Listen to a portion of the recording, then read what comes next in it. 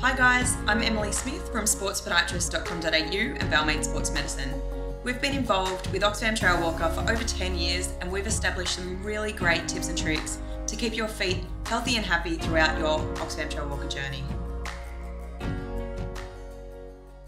So your first thing that you'll need to look at is your footwear. Essentially what we need to make sure of is that your shoes fit very, very well in length and also in width. What we recommend is that you go and have them fit by a professional, get some really good advice, and also do take your socks with you just to make sure that you get that perfect fit. So essentially what we'll need for your training but also the event is at least 2 different types of shoes so that you can navigate all terrain and also all weather as well. A trail shoe or a trail boot is the first step. So basically what a trail shoe is something that is semi-waterproof or waterproof on top with some Gore-Tex and also a really good sole that creates a non-slip, good grip for the harder terrain. Once you're on to more solid ground onto the road, you can go into a running shoe, which will be a little bit more comfortable and it will give you your feet a little bit of a change of scenery as well, which is always a really nice thing. So the other thing that we can do with your footwear is add in some insoles. So essentially an insole such as the Emily Braidwood flats will give you lots of cushioning underneath.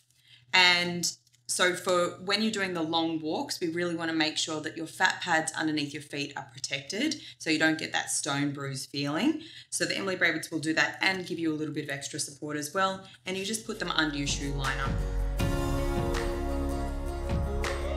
With your socks, we do recommend that you trial your socks over the course of your training sessions to make sure that you do get the right combination.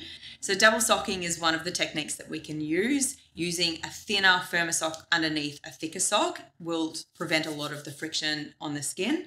Otherwise, using a good technical sock is important. We do recommend that they are a synthetic blend. So using a wool synthetic or a cotton synthetic blend to make sure that we get all the wicking of the moisture away from the foot as much as we possibly can. So what we recommend is that you change your socks as much as possible, or particularly if your feet do get wet.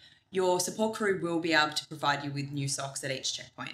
If you're experiencing blisters between your toes or friction between your toes, the Injinji toe socks are a really great option to either use as an undersock or a sock by themselves.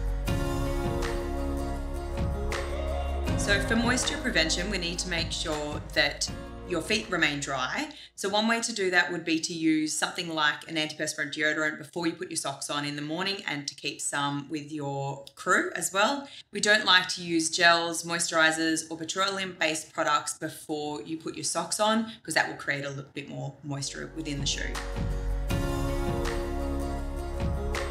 So to take your feet, we use a hypoallergenic tape, which there is lots of different types that you can buy from the chemist.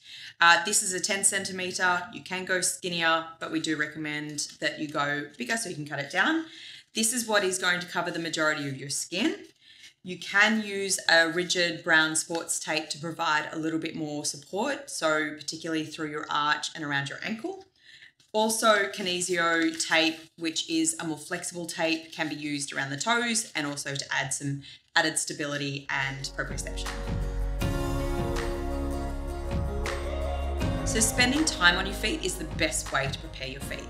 What that allows us to do is to identify certain areas of concern. So a hot spot will feel like a warm burning sensation on your foot. It can be anywhere where there is friction and pressure. It is the precursor to a blister, so you need to listen to your feet. It may start to feel like it's getting a little bit warm, and that's when we really need to start to apply some of the blister prevention techniques and all the management techniques. So good luck with your training. If you have any concerns, please get in touch. We are across 4 locations in Sydney, and we will see you on the trail on the day.